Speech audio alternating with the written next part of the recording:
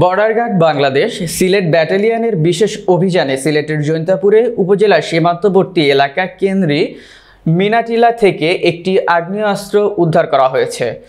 ৪৮ বিজিবির এক প্রেস রিলিজে জানানো হয়, মঙ্গলবার ভোররাতে গোপন সংবাদের ভিত্তিতে সিলেট ব্যাটালিয়নের উপ অধিনায়ক BA ০০৫৪ মেজর মোহাম্মদ নুরুল হুদা এর নেতৃত্বে আখালিয়াস্ত বিজিবির একটি বিশেষ টহল দল জৈন্তাপুর উপজেলার মিনাটিলা বিউপির সীমান্তবর্তী এলাকায় অভিযান পরিচালনা করেন।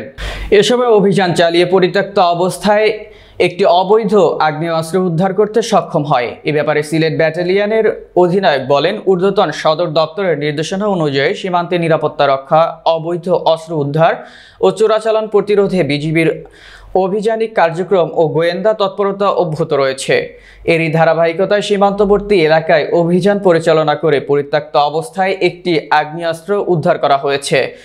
উদ্ধারকৃত আগ্নেয়াস্ত্রগুলোর বিধি মোতাবেক প্রয়োজনীয় ব্যবস্থা গ্রহণ করা হবে।